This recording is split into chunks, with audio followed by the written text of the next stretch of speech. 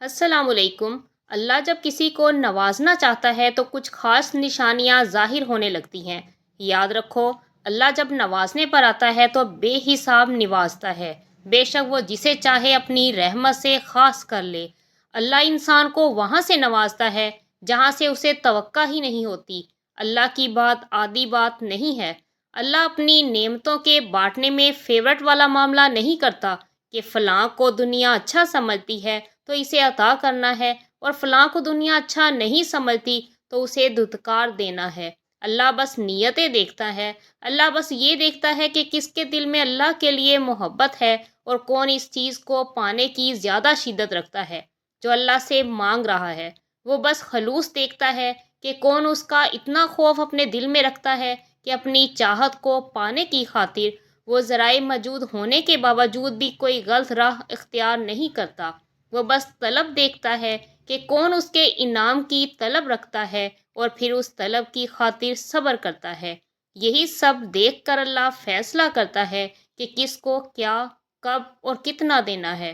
اور جو انسان اللہ کی اس آزمائش پر پورا اتر جاتا ہے اور بے پناہ تکلیفوں کے بعد بھی اللہ سے مانگنا نہیں چھوڑتا تو پھر اللہ اسے غیب سے عطا کرتا ہے، پھر اللہ دیتا ہے۔ اور یاد رکھیں، جب اللہ دینے پر آتا ہے تو اتنا دیتا ہے کہ انسان کا دامن تنگ پڑ جاتا ہے، لیکن اللہ کی نعمتوں کی روانی نہیں رکتی، جیسے قرآن کریم میں فرمایا گیا ہے، اور اللہ جس کو چاہتا ہے بے حساب دیتا ہے۔ ہمیں اللہ سے اپنی بات منوانے کا سلیقہ آنا چاہیے۔ ہم اکثر کہتے ہیں کہ دعائیں جیسے بھی مانگی جائیں قبول ہوتی ہیں، اور یہ سچ بھی ہے، لیکن اگر آپ دعائیں کرنے میں تھوڑی سی محنت کریں گے تو اللہ آپ سے زیادہ خوش ہوگا۔ ہاتھ پھیلا کر مانگنے والے اور ہاتھ نہ پھیلا کر مانگنے والے میں کچھ تو فرق ہوتا ہے۔ آپ کا عمل ہی آپ کی شدت کو بیان کرتا ہے، اور جب آپ نماز پڑھ کر ہاتھوں کو اٹھا کر اللہ سے دعا مانگتے ہیں تو آپ یہ ظاہر کرتے ہیں کہ اب آپ نے اس رب کو اپنا بادشاہ مان لیا ہے اور اپنی ہار تسلیم کر لی ہے۔ ظاہر ہے، کسی بھی ایرے گیرے کے آگے تھوڑی نہ ہاتھ پھیلائے جاتے ہیں۔ ہاتھ تو صرف اس کے سامنے پھیلائے جاتے ہیں جس پر مان ہوتا ہے، اور جب اللہ جانتا ہے کہ اب مان کے ساتھ آئے ہیں تو وہ اس مان کا بھرم کبھی نہیں ٹوٹنے دیتا۔ اور پھر ہاتھوں کو دعا کے لیے اٹھانے کے بعد آپ نے فوراً اپنی خواہشیں نہیں اللہ کو گنوانے لگ جانا جیسے آپ صرف اسی مطلب کے لیے آئے، بلکہ سب سے پہلے آپ نے اللہ کی بڑائی بیان کرنی ہے۔ ہمیں لوگوں سے مدد نہیں مانگنی چاہیے۔ جب ہم کسی سے رو کر منتیں کر کے کہتے ہیں نہ ہماری مدد کر دو تو ہم خود کو انسان کی نظروں میں چھوٹا کر لیتے ہیں، خود کی تذلیل کرتے ہیں، اور انسان کو اپنی تذلیل نہیں کرنی چاہیے۔ اللہ نے تو انسان کو بہت عزت دی ہے۔ اللہ نے ہمیں سکھایا ہے مدد صرف مجھ سے مانگو۔ جس طرح رو کر ہم انسانوں سے مانگتے ہیں، اس طرح رو کر ہمیں اللہ سے مانگنا چاہیے۔ اور ہم روز نماز میں کتنی بار اللہ سے کہتے ہیں ہم صرف تجھ سے مانگتے ہیں، پھر ہم یہ بات کیوں بھول جاتے ہیں کہ مدد صرف اللہ کرتا ہے۔ جو اللہ ہماری زندگی کے مسائل آج تک حل کرتا آیا ہے، کیا وہ آگے آنے والے مسئلے حل نہیں کرے گا؟ پتہ ہے ہم اپنی زندگی کی سب سے بڑی غلطی کیا کرتے ہیں؟ ہم انسانوں سے امید لگاتے ہیں، ہم انسانوں کی طرف بھاگتے ہیں۔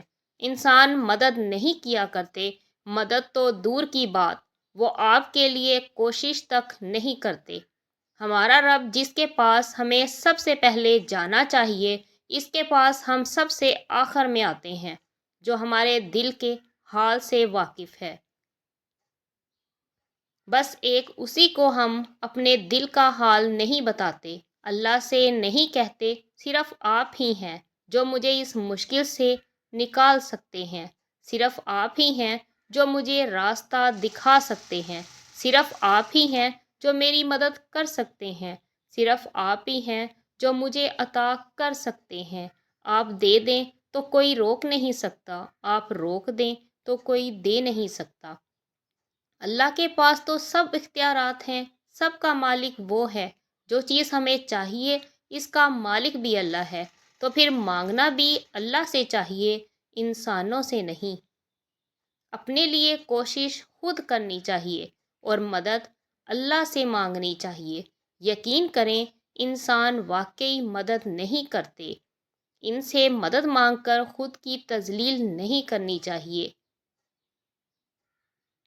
ہم ڈھیروں شکوے کرتے ہیں، ہمیں وہ نہیں ملا جو ہمیں چاہیے تھا، اور ان نعمتوں کا کبھی سوچتے ہی نہیں جو اللہ نے بن مانگے ہمیں دے دی۔ بس وہ ایک چیز انسان جو نہیں ملا، اسی پر ہمارے شکوے ختم نہیں ہوتے۔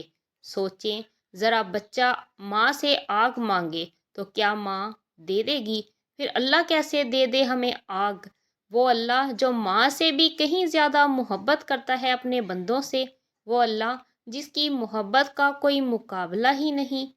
ہو سکتا ہے جو ہمیں چاہیے اس سے ہمیں صرف نقصان ہو سکتا ہے اس چیز کے ملنے کا بھی صحیح وقت نہ ہو۔ ہم اللہ سے بہتر نہیں جانتے، نہ کبھی جان پائیں گے۔ اللہ ہم سے محبت کرتا ہے، وہ ہمیں غلط کیسے دے سکتا ہے؟ اللہ کا شکر کریں، اس نے جو بھی دیا ہے بہترین دیا ہے، اور جو نہیں دیا اس کے نہ ملنے پر بھی شکر اور صبر کریں، وہ ہم سے بہترین جانتا ہے، وہ ہمیں بہترین دیتا ہے۔ نا امید کیوں ہوتے ہو؟ اللہ پر بھروسہ نہیں؟ اس کی طاقت اور قدرت سے بے خبر ہو؟ وہ تو ہر شے پر قادر ہے۔ ایک وہی تو ہے جو امیدیں پوری کرتا ہے، ناممکن کو ممکن بناتا ہے۔ پھر کیوں مایوس ہوتے ہو؟ یقین رکھو وہ یہ وقت بھی بدل دے گا، خوشیاں پھر سے تمہارے حصے میں آئیں گی انشاءاللہ۔ حالات کبھی ایک جیسے نہیں رہتے، آج برے ہیں تو کل اچھے ضرور آئیں گے۔ بھروسہ رکھو، اللہ سے باتیں کیا کرو، وہ تمہارا انتظار کرتا ہے۔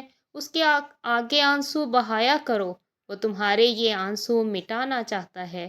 وہ تمہاری دعاؤں کا انتظار کرتا ہے، وہ چاہتا ہے تم اس سے مانگو تاکہ وہ ان دعاؤں پر کن فرما دے۔